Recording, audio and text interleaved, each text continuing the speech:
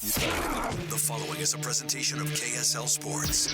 First and 12. A total roundup of BYU and Utah football and the expanded Big 12 Conference. Brought to you by Macy's Grocery Stores. Your hosts are Mitch Harper and Alex Kirry on KSL News Radio and the KSL Sports Zone. All right, everybody, welcome on in. It's a beautiful Sunday. And you know why? Because we still have football in front of us. Mitch Harper, Alex Kirry. It is First and 12. Our program we bring you every week, breaking down the Big 12 in all of its majesty. And, of course, the conference, Mitch, delivered us another wild weekend. And, of course, you have to have a four-way tie for first place in the conference after Colorado loses to Kansas, after BYU loses to Arizona State with a 6-2 conference record. You've got Iowa State with a 6-2 conference record. You have Colorado with a 6-2 conference record. Who am I missing on this one? I'm saying all these teams. Did I get everybody? You got them all. Okay, there we go. So obviously all of them are going to be doing some heavy-duty math to figure out how their team can get into the Big 12 championship game. And so for BYU, they've now lost 2 in a row. Those chances or those numbers have dwindled a little bit, but they're not all the way gone. The biggest shock, though, this entire season, I think, of the Big 12, I think Oklahoma State fans might disagree, but I don't think that they came in with as much juice as Utah did this season. Let's kick off our game breakdown as the Utes fall for the 7th game in a row this season, this time against Iowa State on the Hill. Here's the game breakdown right here. The Utah Utes post-game analysis. Utes fall to Iowa State, and Alex, I thought Utah had this one. They fall 31-28, and Rocco Becht was solid once again for the Cyclones. He had a nice night. I mean, the completion rate wasn't great, 20 of 38, 256. He had a touchdown. He also had 7 carries for 27 yards. He did throw the pick six.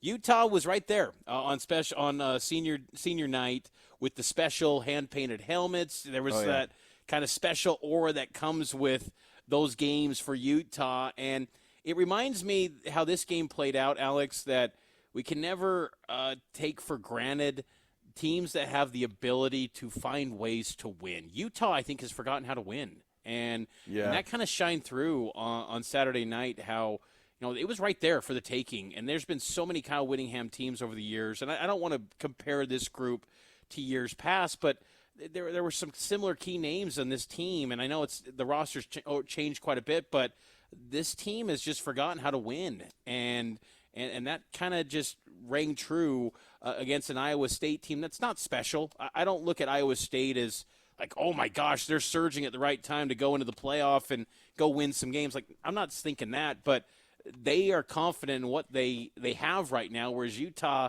they don't hang their hat on much outside of their defensive front, and that can't be enough to just solely win a game anymore in this day and age of college football. So that was one of my big takeaways, is that Utah they've forgotten to win games, and that's a wild turn of events for a team that always comes up clutch in these spots typically in years past. Yeah, from just a numbers standpoint, I'll share how awful it really kind of was in the first half for the Utes.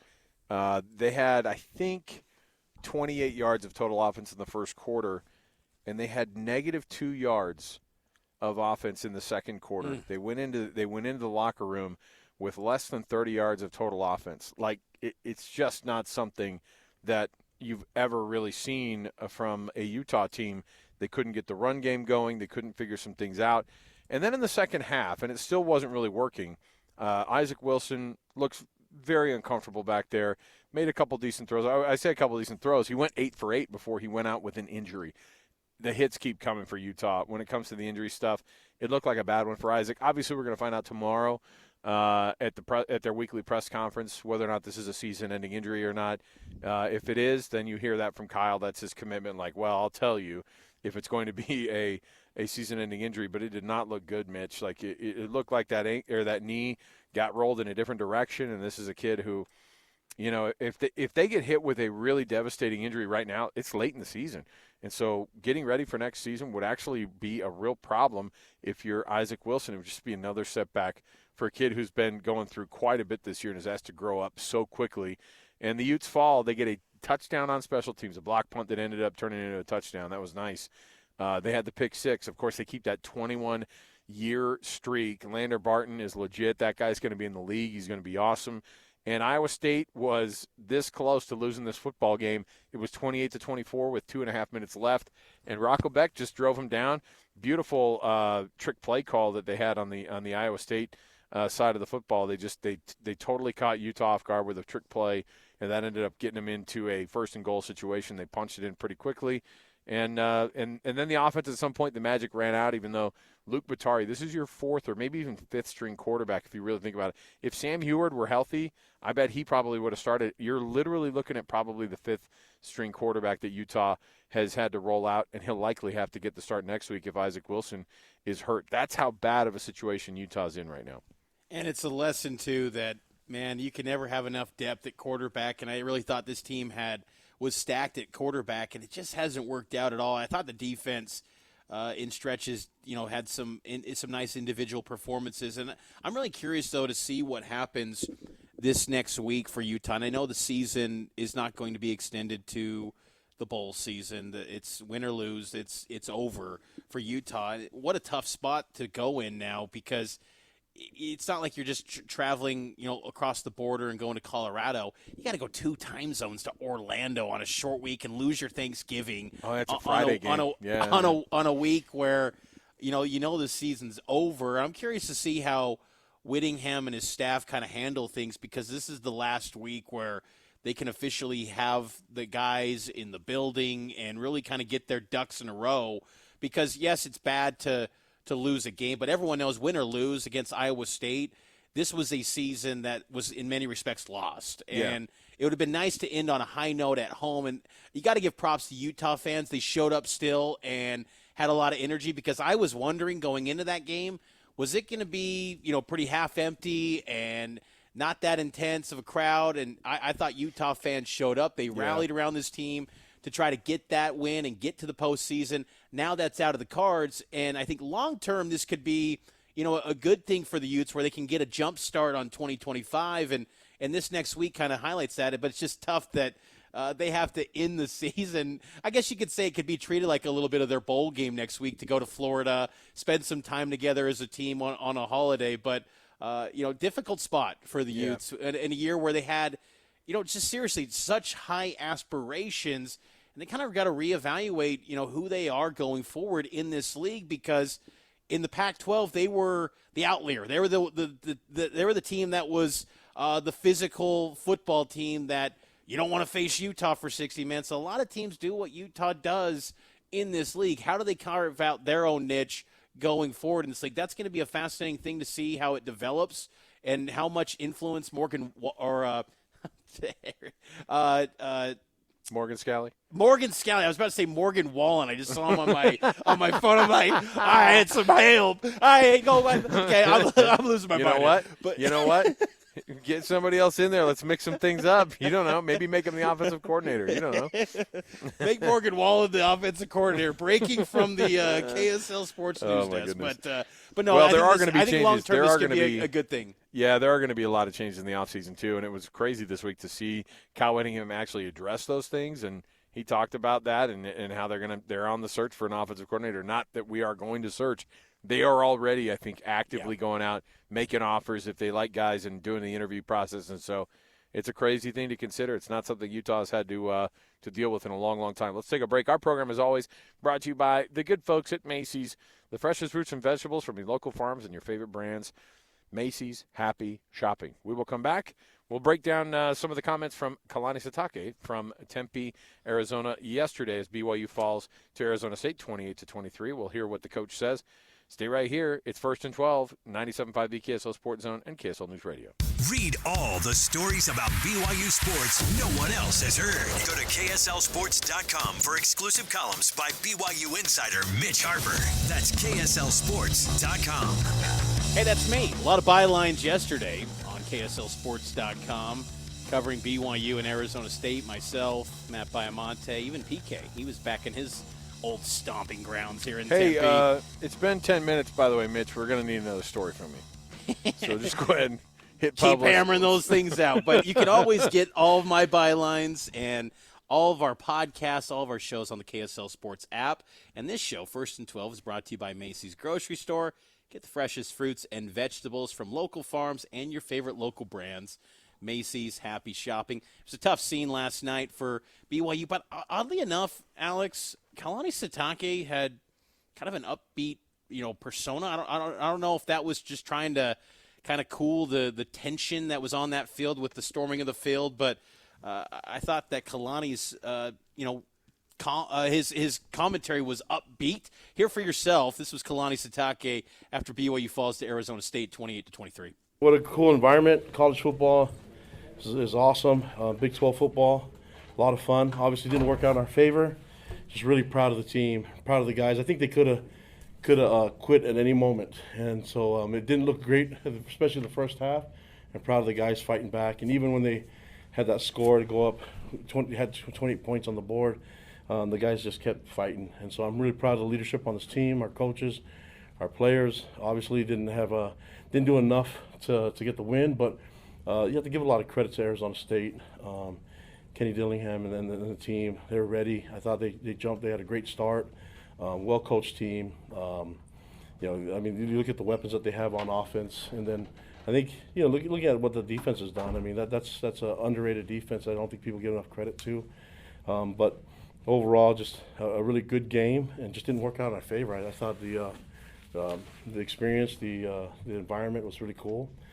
Just happened that we were a few yards short, but the experience was cool, and just want looking at our team and our players, our guys we've earned the right to extend the season already. So all I know is we have 2 games left for sure, and so how many games other than that I don't know. I don't know all the situations, everything goes into it, but we got to win that one next week for at home. Houston game for our seniors, and so there's still a lot more to play for, and we've got to get back and learn as much as we can from this and get back on it. I mean, we're sitting right now at 9-2, just overall though, just really, I talked to the team, just proud of them. Obviously it's not the result they wanted and that they anticipated or planned on, but now you got to find out how do you respond from this. I mean, the last 2 games, if you look at the Kansas game and Arizona State game, came down to the last drive, and so we lost by 1 score. And this conference is full of great teams that can play and are physical, and so I believe we fit nicely in the conference, and I know Arizona State does too. And just wish them best of luck the rest of the way. And I don't know all the scenarios that goes into it, but we'll see what happens. And I don't even know what happened with those scores, the games, and everything. But Colorado lost. Yeah, so I told you guys Kansas was pretty good, and that's pretty tough for Kansas to beat 3 ranked teams in a row. And I think preseason everybody thought they would be the team that they're playing like right now. So this, we've got to get back on the winning track, and the way you do that is play better from the beginning to the end. If we can just put it together for 60 minutes, I feel good about our chances. Obviously, we didn't get that done this game, but I think Arizona State did some really. They scored. They possessed the clock, and they got some first downs. Scadaboo is a really good running back. He's one of the best running backs in college football. We knew that going in. I like the way he plays the game. I just like the way that this team, Arizona State team, works, and Kenny's done a great job with them. The culture that they have, it's a lot of fun. And it was an honor to be on the field with them, and compete. It just did not work out our way, man. But you can't deny that it was a really good game. And the sucky part is that we had really good games the last 2 weeks. We had to take one in the loss column twice. And so, what questions do you guys have for me before I just ramble on and then take up all the time? What was the difference in the second half offensively? Obviously, you were much better. Yeah, well, I think the first half, it just seems like Arizona State got the momentum, and they just started keep pounding it, and they got, I think the kickoff that they kind of squibbed it off of our guy, that put a tired defense back out there. We've got to learn to put our guys in there, and if they're tired, put some fresh guys in there, and I didn't think they just took it to us, and we had to respond. I think their style of play was to be really physical, and we had to decide if we were going to do that and match it or not, and get run out of here, or hold our ground.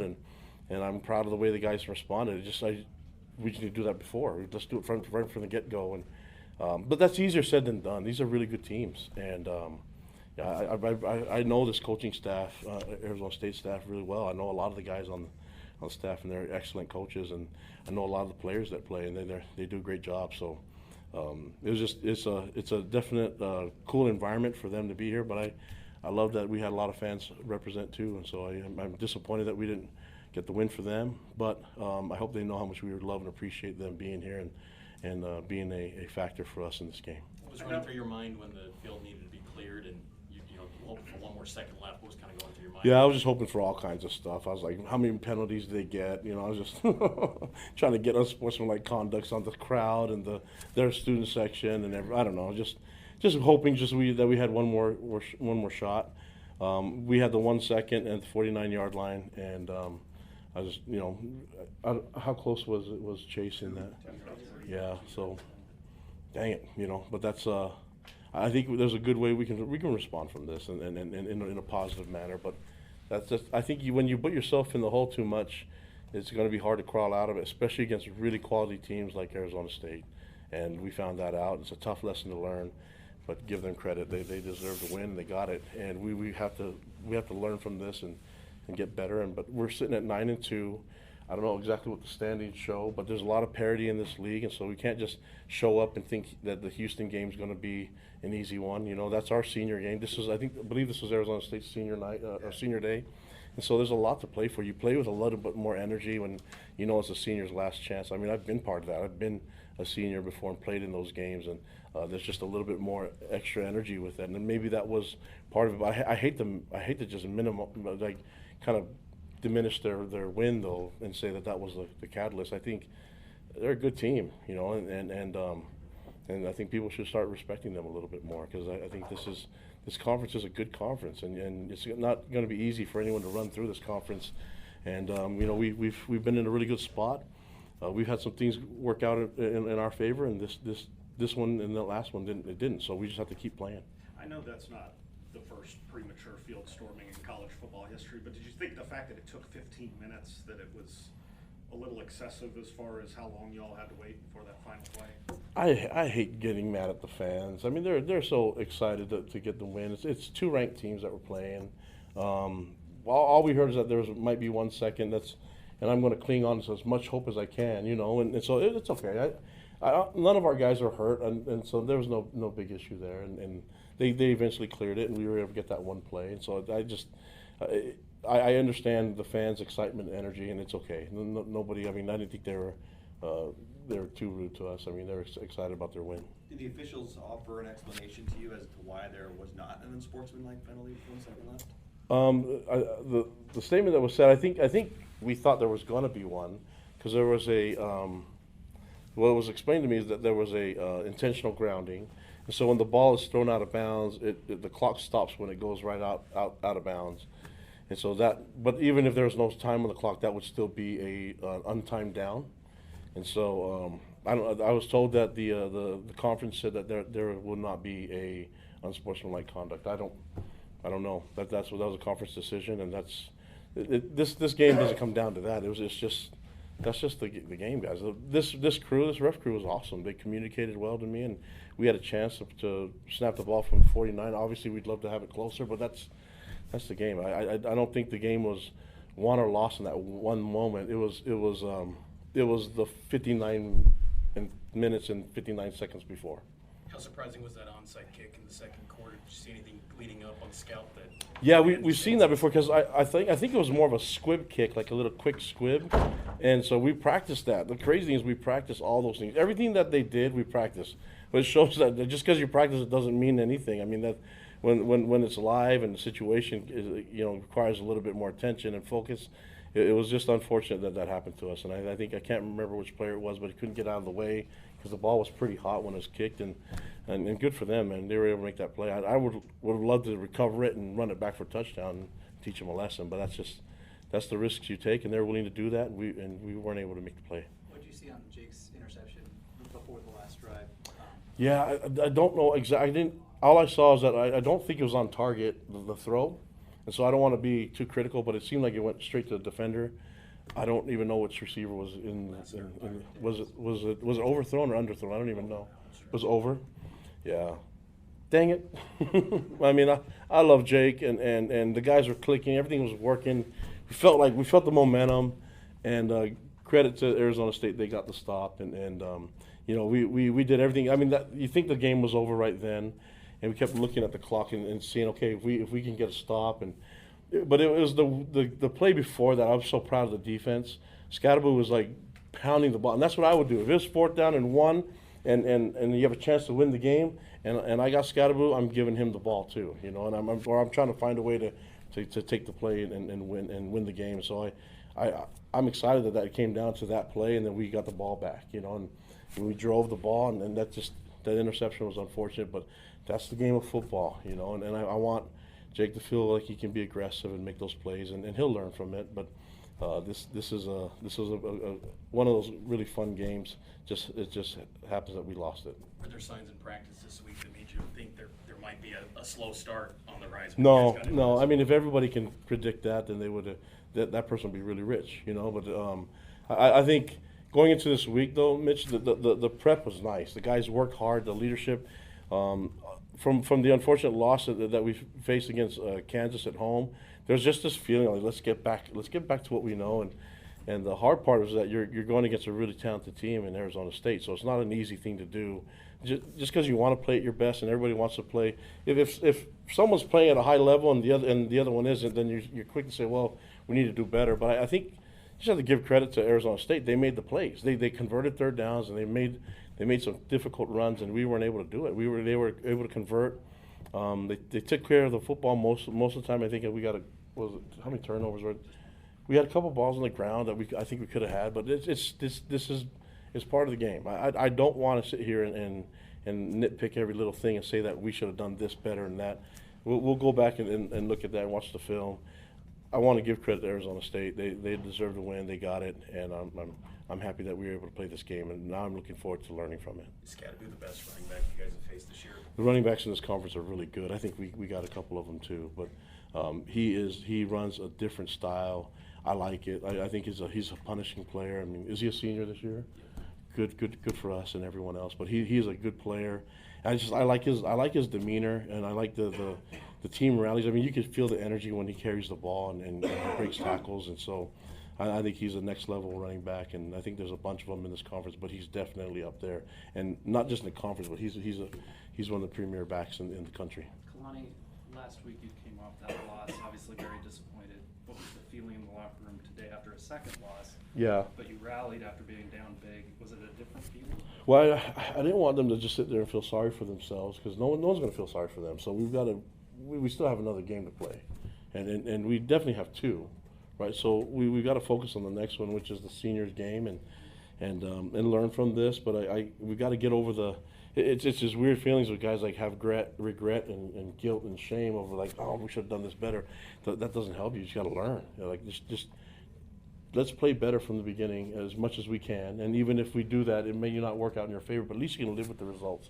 I think these guys can live with the result because the second half they came back and they fought for it. They just dug themselves too big of a hole. Yeah, Kalani, I think just like you said before we opened this thing up, he was pretty even-keeled about the whole thing. Yeah. Look, you have to move straight on. The only thing you can do is beat Houston next week. You can't do anything else. You can't affect anything else. You got to watch the other games and see what happens, and that's a result of losing the last 2 weeks. It's a 2-game losing streak.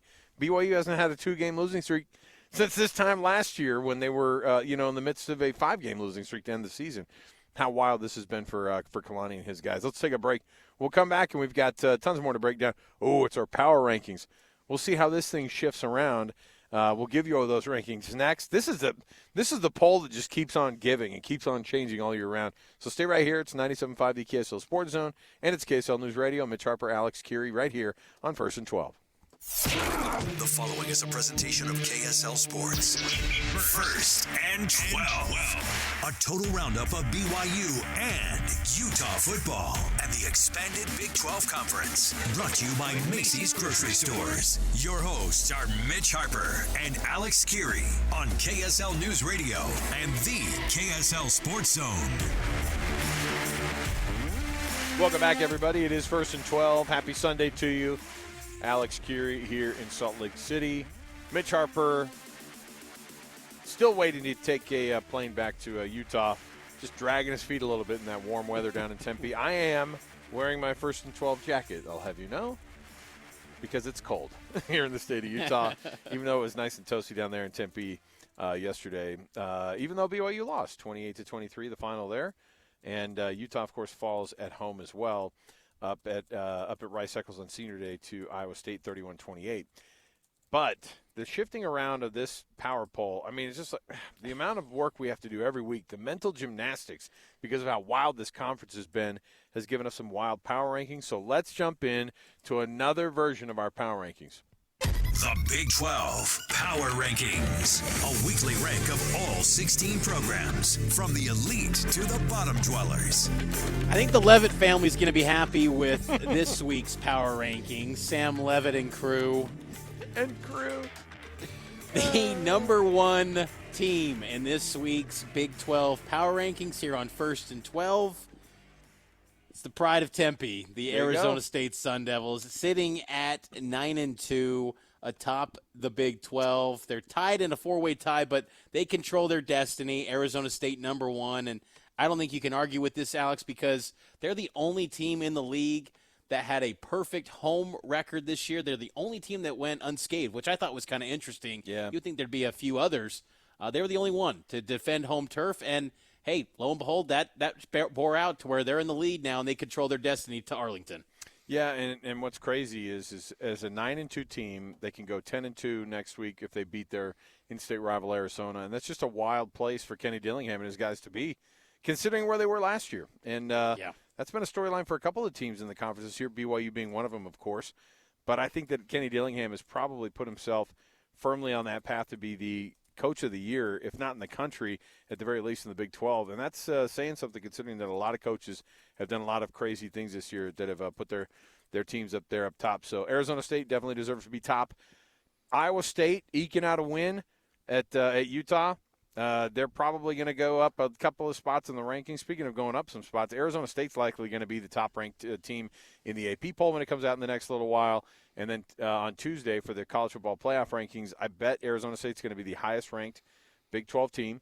Iowa State, number 2 in our power poll. That puts BYU at number 3, thanks to Colorado, who's at number 4, who lost to Kansas. And so that top 4 has been mixed up a little bit along the way here, but those are your 4 teams that are tied at the top. Those are the 4 teams who still have a mathematical possibility to get into the Big 12 championship game. And so everything's going to come down to next week. So there's your top 4 there, Mitch. And frankly, the number 5 team, I would almost fight somebody to say that they could be up at the very top if it weren't for their record. And that team is the Kansas Jayhawks, coming in at 5-6, but they are rolling right now. And this highlights a power ranking, because at season's end, there's not many teams playing at a higher level than Kansas. And the Jayhawks, it's well-deserved. You go through 3 weeks of facing top 25 opposition, do or die. You got to win and keep your bowl hopes alive.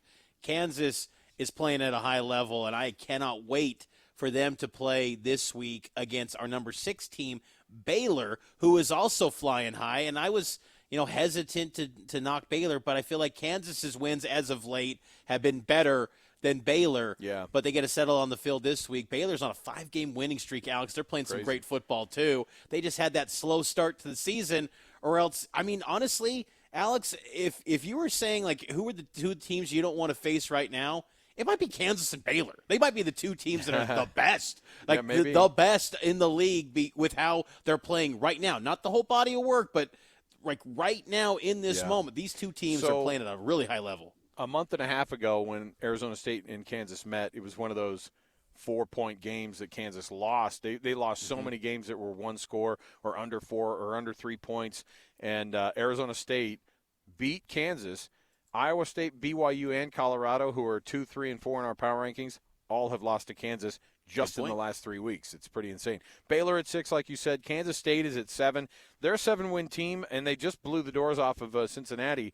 And BYU fans are hoping that they can keep that going because they go to Ames next week. And look, Chris Kleiman and his guys, this is not a bad season. Just one of those teams that everybody thought was going to be in that 2, 3, or 4 kind of category. They were maybe even fighting for the top of the league. And K-State still, if you want to get real wild with these Big 12 championship scenarios, and we'll get more official word from the Irving headquarters, but they still have a slight chaos, possibility with K-State maybe getting to Arlington. Number 8 TCU, they get a sound victory this weekend. Number 9 West Virginia, I thought a solid win. They get to bowl eligibility, and that was critical for Neil Brown. You didn't want to see him, get to a situation where he's facing a losing record because, again, you talked about it earlier. It feels like that fan base always wants to fire him. But he's done a really good job. As far as schedules go, he's had probably the toughest schedule among anyone in the league, and he's got to 6 wins. It's a good football program. It just maybe feels like a little bit of a step back because of the win total, but they have faced a gauntlet of a schedule, and they got a nice win over the weekend over UCF. Number 10, Texas Tech. Texas Tech's a team that they got a nice win over Oklahoma State, but he gave up 48 points to the worst team in the league. I still don't feel like Texas Tech defense, has jumped up to where I feel like among the best programs in the Big 12 right now. I think you're absolutely dogging Joey McGuire and his guys. You know why? Because Texas Tech has a rare thing that they did this year. They beat Arizona State. They're one of the conference losses there. Arizona State. And by the way, they're a 7-4 team. So it's just weird because you know how we talk about this Kansas team being they were the best 3-6 team. Oh, they're the best 4-6 team, and now they're the best 5-6 team in the country. Texas Tech might be the worst 7-4 team in the country just because of how every week is a freaking shootout. Like, they have to score 56 points or they don't win games. I mean, they gave up 48. They had to score 56 to be able to do it. So, but Texas Tech, 7 wins for them. And so good on Joey McGuire. I don't know if anybody's going to be super excited about how things have gone there in Lubbock, but it is what it is. West Virginia at 10, UCF at 11. They've been just kind of middle of the road. Everybody thought they were going to kind of turn a corner there after they got the Rizzler playing quarterback for him, Dylan Rizz. 12 for UCF. Oh, sorry, 12 for UCF. I was looking at UCF 12. Cincinnati was 11, and Cincinnati just is absolute question mark for me. I don't know what that team's doing, but they just got the heck beat out of them by Kansas State. Houston at 13. That's another team that has overperformed considering that we thought they were going to be dead last or one of the dead last. That's a good spot for Houston. 13 for most teams would be a terrible spot, but for Houston in year one with really Fritz, I think there's better days ahead for that program. For sure. Because that roster got raided in the portal after that coaching change, and for them to even be a 3-win team in league, and they were competitive on Saturday against Baylor. They had those beautiful "Love You Blue" jerseys. I love those; those were awesome. The ones that the Texans or the Titans are trying Oilers? to sue them over. Yeah. Yes. The Titans are like, excuse you, that's our former team, and everyone's like, this feels weird. Houston at 13, Arizona, massive question mark. I have no idea what this team is doing, but another loss for them yesterday, and I don't know what to think of this Arizona team. They're also a massive disappointment. These last 3 teams in the conference rankings or in the power rankings that we have, Arizona at 14, Utah at 15, and Oklahoma State at 16. Those might be the saddest stories in all of college football this year. And I'm not saying that's true. It really is. Like, think of what Arizona was supposed to be with Ted McMillan and Noah Fafita. They're at 14.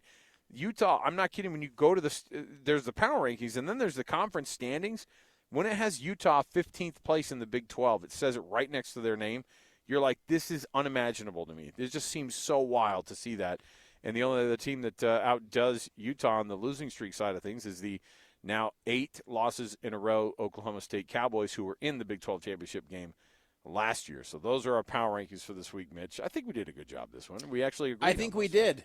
Our penultimate power rankings of the season. And I think it was a solid effort in our Big 12 power rankings because this league, it's so wild because really the margin from about even 1 to 6, it's pretty thin. I mean, if Arizona State and Baylor lined it up today, it's probably a 3-point spread. Like, that's just what this league is built on, so you can get wild outcomes, and trying to comb through these teams and find their flaws week to week, it's a fascinating study, and it's been really interesting to kind of rank these teams, and it just continues to be a really fun league each week, and we like to highlight it here on First and 12. We're taking our final time out here on the program.